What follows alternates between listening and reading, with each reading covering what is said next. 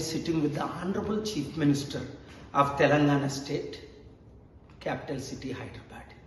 We are conducting Global Peace Economic Summit on October 2nd, Gandhi's birthday. In the meanwhile, we will be visiting your countries, hosting you. We are inviting you to come to this great and marvelous city. You can say it is the ninth wonder of the world, Hyderabad. And the Honorable Chief Minister is welcoming you. Please, Sri Ravant Reddy ji. I'm inviting you to Global Summit organized by Dr. K. Paul in Hyderabad. Please do come to Hyderabad and participate in Global Summit.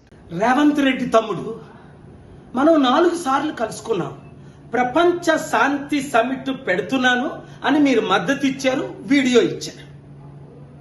December 2ని, 13ని December, జనవరి 29ని 6 నెలలు అయిపోయింది. వందల మంది ప్రెసిడెంట్లు, prime మినిస్టర్లు, బిలియనీర్లు, సెలబ్రిటీలు రావడానికి సిద్ధంగా ఉన్నారు. మనం కలుద్దాం అంటే రేపు రేపు రేపు అని 6 నెలలు వాయిదా వేస్తున్నారు. కారణం నాకు తెలుసు. మీరు చంద్రబాబు నాయుడు గారి డైరెక్షన్ లో వెళ్తే రాష్ట్రాన్ని సర్వనాశనం చేస్తారే తప్ప సమిట్ ద్వారా లక్షల కోట్లు వస్తాయి, లక్షల ఉద్యోగాలు వస్తాయి, వందల కంపెనీలు వస్తాయి. హైదరాబాద్ అడవి లాంటి హైదరాబాద్ ని మీరు చిన్నపిల్లలుగా ఉన్నప్పుడు నేను అభివృద్ధి చేయలేదా? చంద్రబాబు నాయుడు ఎమ్మెల్యేగా ఉన్నప్పుడు చేయలేదా?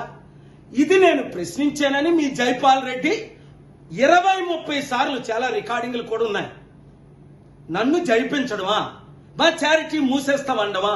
ఈ రోజు మీ కలెక్టర్ సదాశివపేట చారిటీ సిటీ దగ్గర పంపించి ఏదో తప్పులు తెలుసుకొని ఈ చారిటీలు మూసేయమని మాకు నోటీసులు ఇవ్వడమా?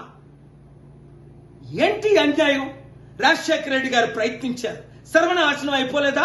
కాంగ్రెస్ పార్టీ నా పీస్ మిషన్ క్యాన్సిల్ చేసి లక్షల వితంతువుల అనాథులు కడుపులు కొట్టారు.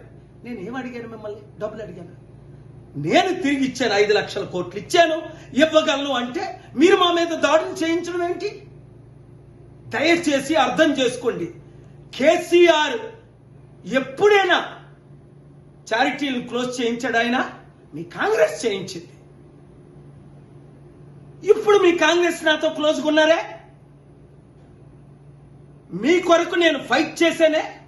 బట్టి విక్రమార్కని సీఎం చేద్దామని అందరూ అంటే మీరు నా తమ్ముడు కదా, వచ్చారు కదా, సమిట్ పెడదాం అన్నారు కదా, బట్టి విక్రమార్క గారి సపోర్ట్ కూడా అందరినీ తీసుకునంటే మీరు అసెంబ్లీకి రమ్మంటే వచ్చాను, సెక్రటరీకి రమ్మంటే వచ్చాను.